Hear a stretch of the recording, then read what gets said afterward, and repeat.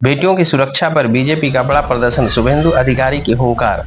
पश्चिम बंगाल की राजनीति में मंगलवार का दिन बेहद गर्म रहा। विपक्ष के नेता शुभेंदु अधिकारी ने दुर्गापुर के पानशिवली से मदार बनी ईसीएल मैदान तक विशाल बेटियों की सुरक्षा मार्च निकाला। इस मार्च में हजारों कार्यकर्ता बीजेपी के झंडे और बैनर लेकर शामिल हुए। शुभेंदु अधिकारी ने मीडिया से बातचीत में कहा, आरजीकर घोटाले से लेकर कस्बा कांड तक राज्य की बेटियों की सुरक्षा खतरे में है। हर जिले में बेटी की सुरक्षा हमारी प्राथमिकता है, लेकिन टीएमसी सरकार पूरी तरह विफल है।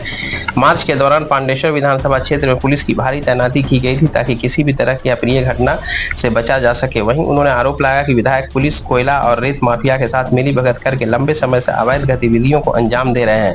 उन्होंने कहा, यह घटना सिर्फ पांडेश्वर में ही नहीं बल्कि पूरे राज्य में हो रही है और यहाँ डर का माहौल बना दिया गया है, गुंडागर्दी चल रही है। इस दौरान पूर्व विधायक जितेंद्र कुमार तिवारी, जिला सभापति देवतनु भट्टाचार्य, मंडल 2 अध्यक्ष वेणुधर मंडल, पांडेश्वर के कन्वीनर रूपक पांजा, को कन्वीनर बंधन घोष, मंडल 2 के अध्यक्ष बैनुधर मंडल, मंडल 3 के अध्यक्ष तारक धीवर, मंडल 4 के अध्यक्ष संतोषी मंडल और मंडल 1 के अध्यक्ष सविता बागदी, अर्जित राय, संजय यादव तथा समस्त भाजपा कर्मी उपस्थित रहे।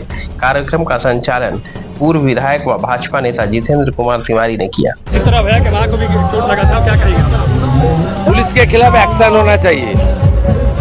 जानबूझ के वो जो डॉक्टर सिस्टर है, उनका पिताजी माताजी को, वो मेन विटनेस है, उसको खत्म करने के लिए किया। ममता का इशारा से विनीत गोयल और मनोज वर्मा ने किया, विटनेस खत्म करने की कोशिश। जो एफआईआर किया गया उसके ऊपर क्या कहेंगे? जो एफआईआर तो होना चाहिए, एफआईआर में काम नहीं होगा तो पुलिस एक्शन मामला होना चाहिए। कल से देखा जा रहा है कि रानीगंज में जो अभियान में जो शामिल हुए उनको रानीगंज से कई लोगों को पकड़ा गया है। कल भी पकड़ा गया था नवान्न में जो पूरा फेक एफआईआर है। हम लोग लीगल बैटल करके उसको छुड़ा लेंगे। आज पुलिस का परिवार भी देखा गया है कि विक्षोभ में शामिल हुए हैं, क्या कहेंगे? कोई विक्षोभ नहीं हुआ, उसको विक्षोभ खत्म हो गया। उसको बोलिए बोलपुर जाकर विक्षोभ करने के लिए अनुब्रत का साथ।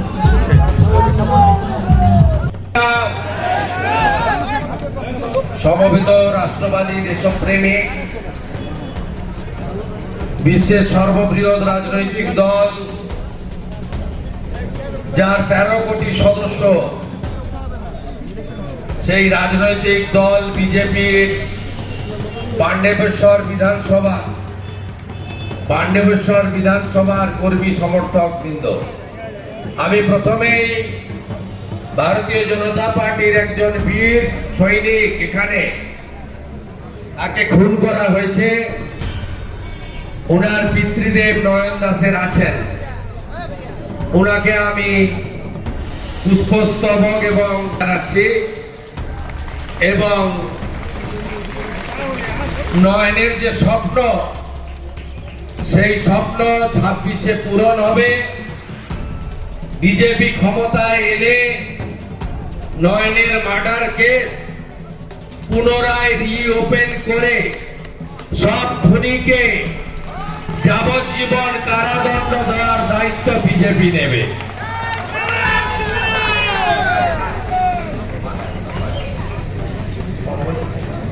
भारत माता की जय! भारत माता की जय!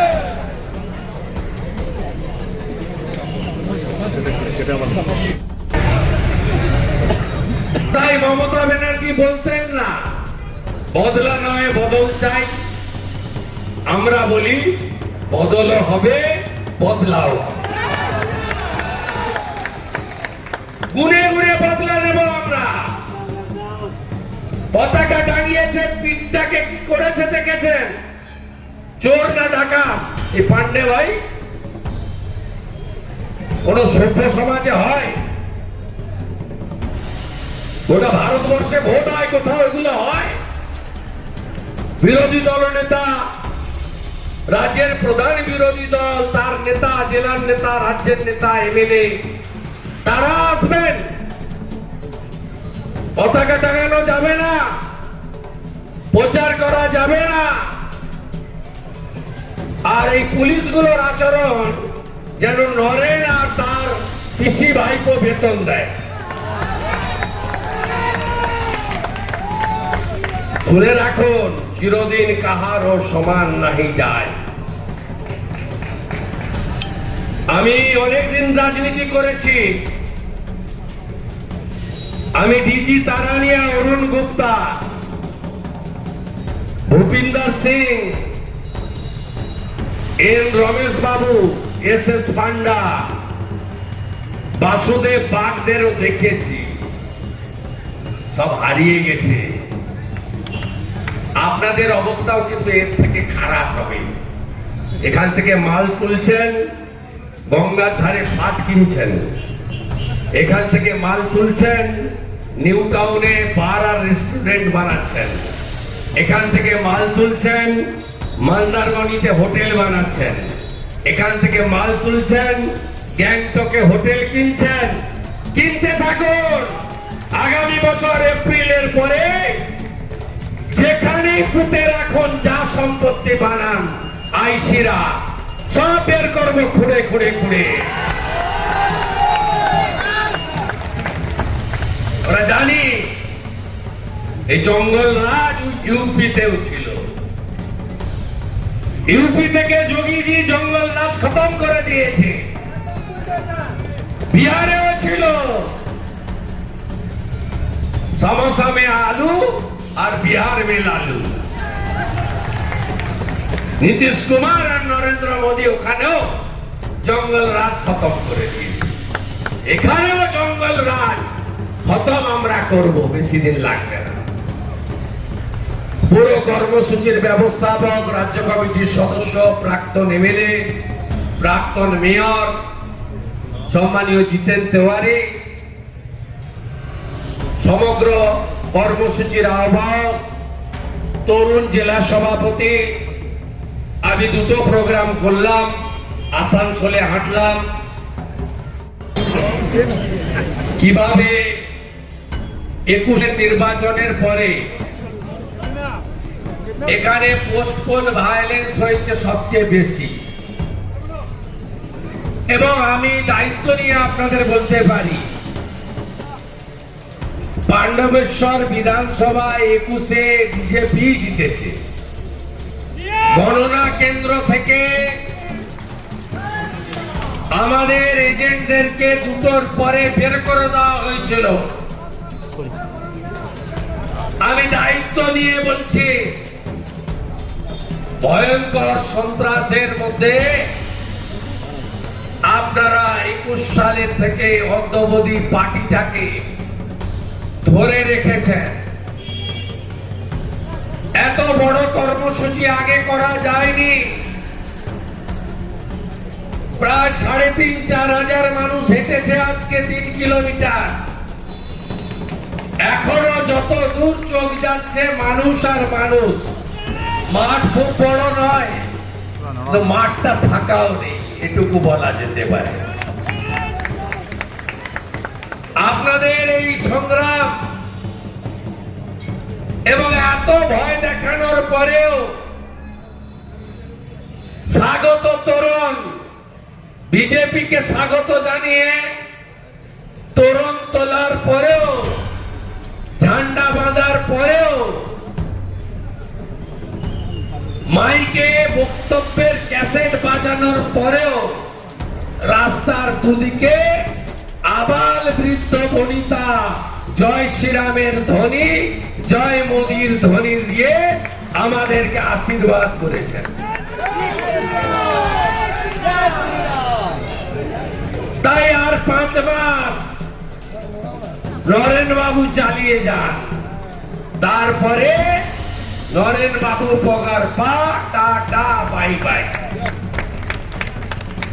আমি পাণ্ডবেশ্বর বিধানসভার কনভেনার রূপক পাঁজা, কো কনভেনার বন্দন ঘোষ, মন্ডল 1-এর সভাপতি সবিতা বাগদি, মন্ডল 2-এর সভাপতি আমাদের বেনুধর মন্ডল, মন্ডল 3-এর সভাপতি তারক ধীবর, মন্ডল 4-এর সভাপতি সপ্তর্ষি মন্ডলকে আন্তরিক কৃতজ্ঞতা জানাই। এত প্রতিকূলতার মধ্যেও তারা পার্টির সদস্যতা অভিযান করেছে, বুথ সংগঠনও তৈরি করছে, আগামী বিধানসভায় পদ্ম ফুলও তারা ফোটাবে। আমি কিছুদিন আগে এসেছিলাম, বছর 1.5 হবে, ঝাঁঝরার কাছে আক্রান্ত হয়েছিলাম গুন্ডাদের হাতে। আজকেও চেষ্টা করেছে, আমিও প্রস্তুত হয়ে এসেছিলাম।